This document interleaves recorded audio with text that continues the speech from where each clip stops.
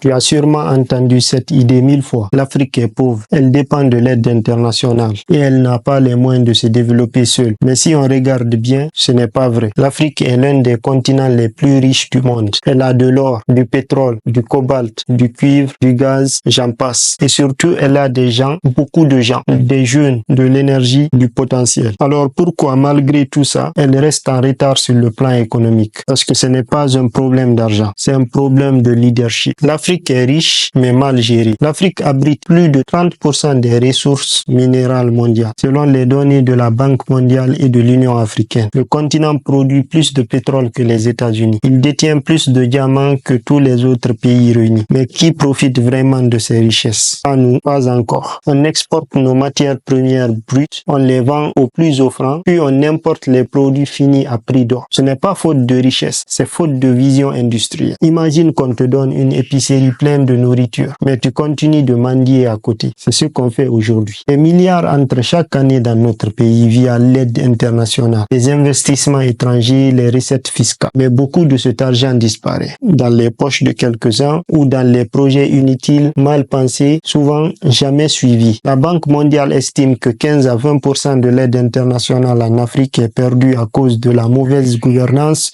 ou de la corruption. Et ce n'est pas juste un problème de dirigeants véreux, c'est aussi un problème de compétences. Beaucoup de responsables économiques n'ont pas été formés pour gérer un pays moderne. Ils ont appris à suivre, pas à transformer. Et quand tu confies une fortune à quelqu'un qui n'a pas les outils pour la faire fructifier, tu restes pauvre même si tu es assis sur de l'or. Les pays qui réussissent aujourd'hui ne sont pas forcément ceux qui ont le plus de ressources. Ce sont ceux qui savent quoi en faire. Prends Singapour par exemple. Ils ont zéro ressources naturelles. Mais Lee Kuan Yew a construit une puissance économique en quelques décennies. Le Rwanda sortait du génocide il y a à peine 30 ans. Et regarde ce que Kagame a fait en termes de discipline économique et d'attractivité internationale. Mais partout en Afrique francophone, anglophone ou même lusophone, qui incarne une vraie vision économique, qui parle d'industrialisation, d'agriculture moderne, d'énergie propre, de technologie souveraine. Trop de dirigeants se contentent de gérer au jour le jour sans poser de vraies bases pour demain. Et quand tu n'as pas de chef économique,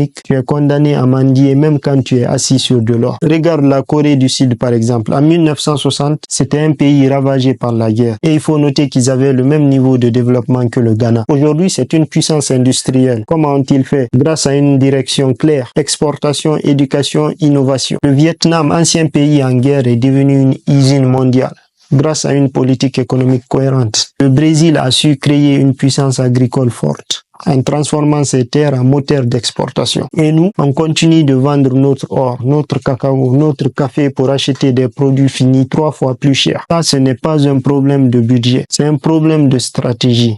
Donc aujourd'hui, c'est que l'Afrique doit faire. D'abord, l'Afrique ne manque pas de richesses. Elle manque de leaders capables de les transformer. Et ça commence par plusieurs actions urgentes. D'abord, repenser la formation économique.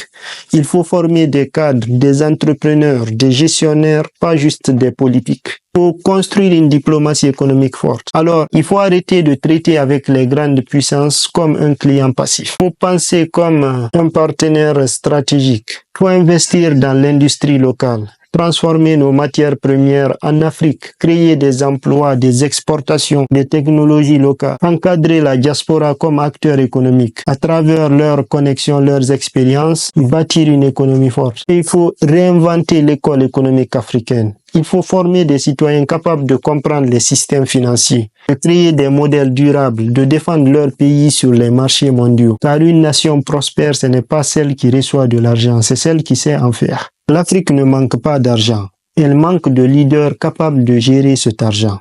Et si tu veux vraiment voir changer ton pays, ne te demande pas qui va t'aider. Demande-toi ce que tu peux faire avec ce que tu as. Parce que l'Afrique a tout. Elle attend juste des hommes et des femmes prêts à la faire exister économiquement. Alors, si tu as aimé cette vidéo, partage-la avec quelqu'un qui pense que l'Afrique est condamnée. Peut-être qu'il a juste besoin de regarder autrement. Et abonne-toi si tu veux plus de contenu stratégique sur l'Afrique. N'hésite pas à liker. Laisse-moi en commentaire, selon toi, quelle priorité économique devrait guider l'Afrique aujourd'hui.